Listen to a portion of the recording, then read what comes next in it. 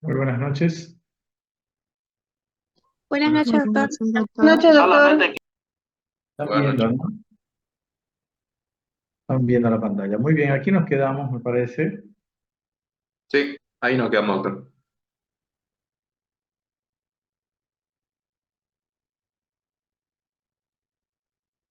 Dijimos que en la radiografía de tórax, la insuficiencia ventricular izquierda muy avanzada, la silueta cardíaca grande. Entendemos que la insuficiencia cardíaca avanzada es cuando ya está en la etapa de dilatación patológica. Entonces, en ese caso, va a haber una insuficiencia de tipo sistólica. El eco muestra la calcificación a nivel de la válvula aórtica en la estenosis calcificante cuando la línea de cierre de la válvula excéntrica es signo de válvula bicúspide. Esto en el modo M del ecocardiograma, porque tenemos modo M, modo B y bidimensional, quiere decir, y luego las diferentes técnicas de Doppler, Doppler continuo, Doppler pulsado y Doppler color. Ahí se ve mucho mejor. El cateterismo, a medida del gradiente sistólico de la presión entre el ventrículo izquierdo y la aorta, mostrará la gravedad de la estenosis y la posibilidad quirúrgica. Quiere decir que mientras más gradiente, más grave es la estenosis. Un gradiente que excede los 50 milímetros de mercurio indica que la estenosis es importante, pero incluso gradientes más pequeños pueden ser significativos si el débito cardíaco es bajo. Entonces, para entenderle esto, indica inicialmente si el parámetro de 50 milímetros de mercurio indica que si es mayor, quiere decir de que la estenosis es grave. Pero gradientes más pequeños o menores pueden ser significativos si el débito cardíaco es bajo. Hay que entender entonces que mientras mayor gradiente, más estenosis. Pero para que haya mayor gradiente tiene que haber fuerza de contracción, una miocardiopatía hipertrófica. Cuando ya empieza a dilatarse el corazón, ahí va a tener menos fuerza. Por consiguiente, gradientes menores a 50 con un corazón que ya no tenga la capacidad de expulsar sangre va a ser también grave y va a determinar de que ya es el tiempo de operar. Quiere decir que en el momento en que el corazón empiece a tener síntomas o la persona empieza a tener síntomas y signos de insuficiencia cardíaca, ahí hay que operar ya. No hay que esperar más, ningún examen más. Pronóstico, una vez que aparecen los síntomas de la triada de la estenosis aórtica. ¿Cuál es esta? Angina de esfuerzo, síncope de esfuerzo y disnea. Angina de esfuerzo, síncope de esfuerzo y disnea. Quiere decir, angina de esfuerzo quiere decir que hay dolor en el pecho a los esfuerzos. Síncope de esfuerzo quiere decir que hay pérdida de conocimiento brusca cuando se hace esfuerzo. Y disnea a la dificultad para respirar. La muerte, cuando existe en esta triada, la muerte suele sobrevenir en 5 años, a menos que se proceda a la intervención quirúrgica. Acá hay que operar ya, cuando llega a esos parámetros. La muerte súbita por fibrilación ventricular o asistolia, o tras un periodo más o menos largo de insuficiencia cardíaca derecha o izquierda o global. Se entiende ahí.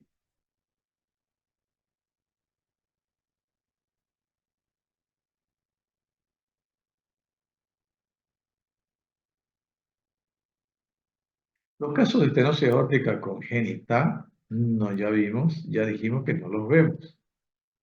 Tratamiento de la estenosis aórtica asintomática. Es la estenosis aórtica cuando el, el orificio todavía no es tan pequeño, tan mínimo.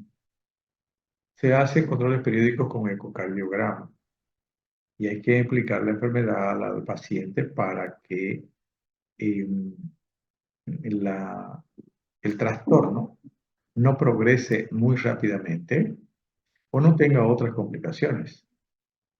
Entonces, en la primera fase, por supuesto, no van a haber síntomas específicos, digamos.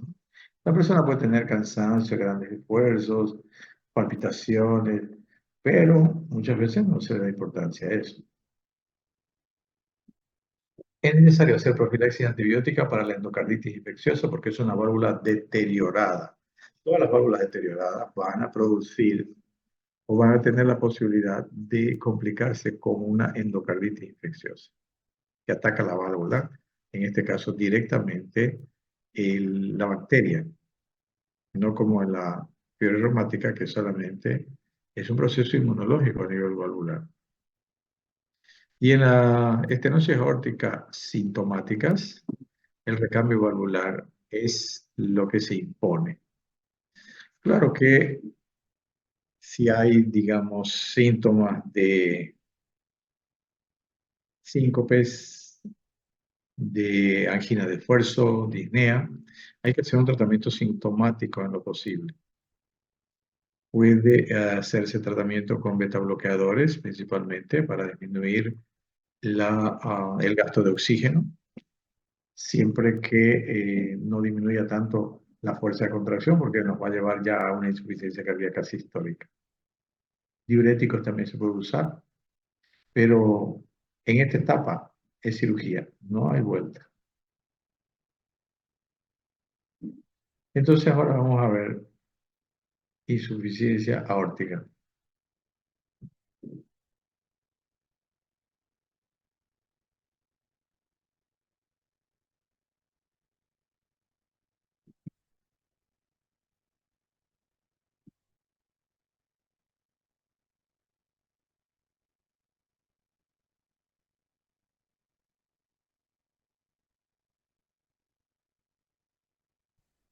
Doctor, buenas noches. Disculpe, Bueno, de este tema sería para el segundo parcial, ¿no, doctor? desde insuficiencia mitral, entonces vamos a dar la mitad, digamos, ¿no? Estenosis mitral solamente de esa valvulopatía. Desde Ah, insuficiencia mitral y enfermedad valvular aórtica para adelante. ya, entonces, estenosis mitral, lo que es Entra al valvulopatía hasta ahí. examen, Sí, entra al examen. ya, doctor, gracias.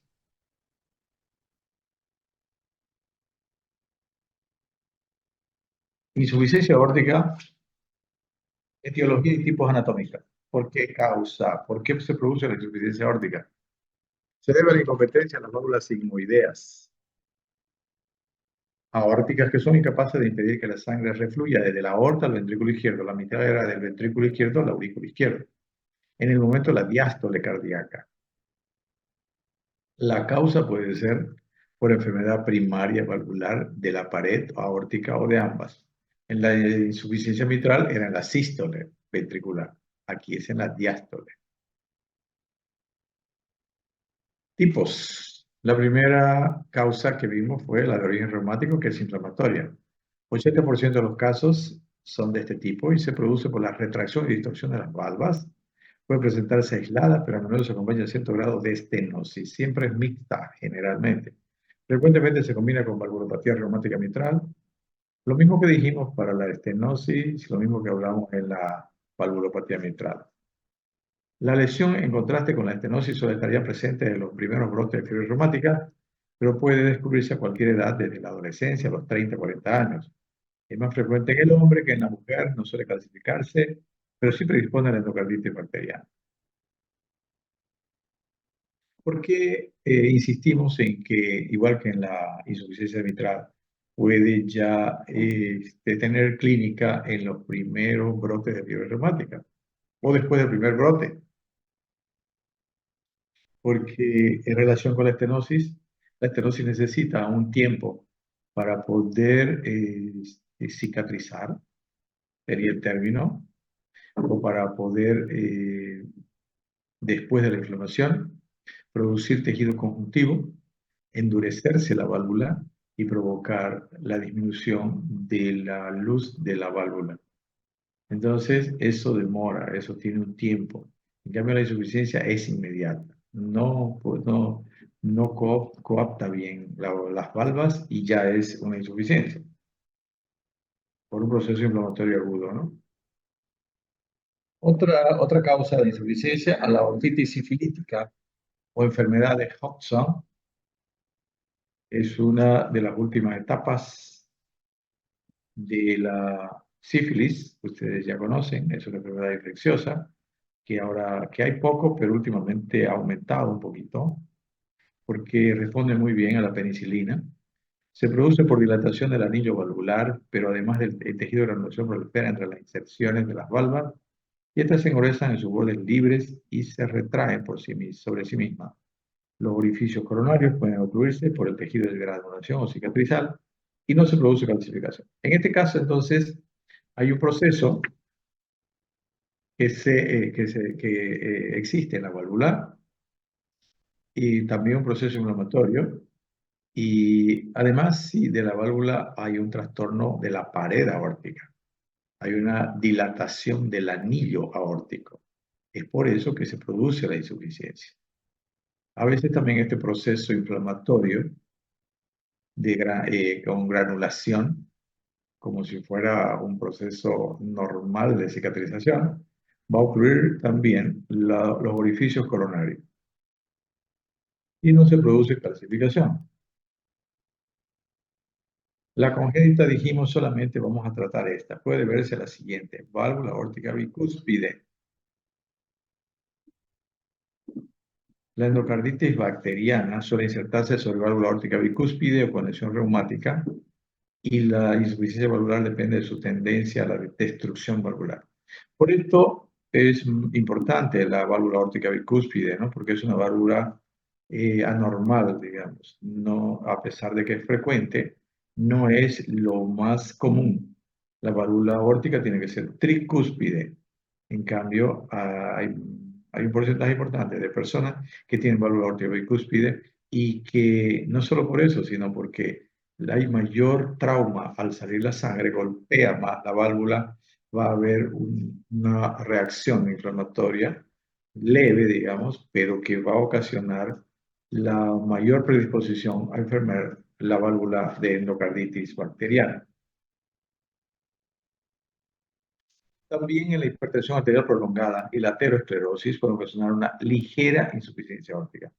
En el primer caso, la hipertensión por dilatación del anillo valvular y en el segundo caso por calcificación con distorsión valvular. En la aterosclerosis hay un proceso degenerativo de los tejidos, por consiguiente se vuelven más duros y puede haber calcificación. Siempre hay un proceso inflamatorio, siempre. La aterosclerosis, todo trauma o traumatismo genera un proceso inflamatorio. Y la hipertensión arterial prolongada también, porque el flujo de sangre que sale del ventrículo izquierdo va a dilatar la primera parte de la aorta ascendente, y también puede dilatar el anillo. En el aneurisma disecante de la aorta a veces afecta la válvula y hay una insuficiencia aórtica grave. El aneurisma disecante es la separación de las capas de la aorta, endotelio y tejido muscular. Y la sangre ingresa por esa zona. Cuando se rompe una partecita de la pared interna y va despegando estas dos capas. Las enfermedades artríticas del tipo de la artritis reumatoide pueden producir insuficiencia aórtica, también por eso, por el proceso inflamatorio crónico y endurecimiento de la válvula, que no siempre va a causar estenosis, sino esa retracción va a causar también insuficiencia porque no permite que las valvas coapten. Fisiopatología de la insuficiencia aórtica. La insuficiencia aórtica origina una regurgitación diastólica. En la insuficiencia mitral, en la regurgitación sistólica del ventrículo hacia la aurícula izquierda. Aquí hay una regurgitación diastólica de la aorta al ventrículo izquierdo. Tenemos que tener ese conocimiento bien definido, porque eso nos permite imaginar, razonar, para ver cuáles son las consecuencias y cuál es la clínica de la insuficiencia aórtica. De ahí que en el ventrículo izquierdo se suma la sangre que llega normalmente desde la aurícula izquierda y la regurgitada. O sea, normalmente la sangre se vuelve al ventrículo desde la aorta y normalmente la sangre pasa de la aurícula izquierda al ventrículo izquierdo. Entonces recibe el ventrículo izquierdo dos vías de flujo de sangre. La que viene normalmente por la aurícula ventrículo y la normalmente que viene aorta ventrículo. La regurgitación es máxima al principio de la diástole, porque el gradiente de presión entre la aorta y el ventrículo izquierdo es mayor, por supuesto. Mientras mayor diferencia de presión entre la aorta y el ventrículo izquierdo, la sangre va a regurgitar en mayor cantidad. En los casos leves, la regurgitación es mínima, por supuesto. Por supuesto, la regurgitación es mínima. En los moderados o graves, a pesar de la regurgitación hacia el ventrículo izquierdo y algo de aumento de la presión diastólica ventricular, el volumen de sangre que circula hacia la periferia se mantiene normal. ¿Por qué se mantiene normal? Porque tenemos una, como se, recuerden de que hay una hipertrofia excéntrica por una sobrecarga de volumen. Por consiguiente, hay una capacidad todavía normal del ventrículo izquierdo para cumplir con su función de el débito cardíaco, el gasto cardíaco. Entonces, en los casos leves la regurgitación es mínima, en los moderados graves, a pesar de la regurgitación hacia el ventrículo izquierdo y algo de aumento de la presión diastólica ventricular, el volumen de sangre que circula hacia la periferia se mantiene normal. Entonces, la cantidad mayor de sangre en el ventrículo y la capacidad todavía muscular importante hace que se expulse cantidad de sangre adecuada para las necesidades de los tejidos. Por un lado, el ventrículo izquierdo dilatado con un mayor volumen de sangre y ligero aumento de la presión intracavitaria durante la diástole. Por otro lado, el tránsito de sangre hacia la periferia está favorecido por una vasodilatación compensadora o disminución de resistencia vascular periférica. Entonces, la sangre también tiene mayor posibilidad de salir por la aorta porque se produce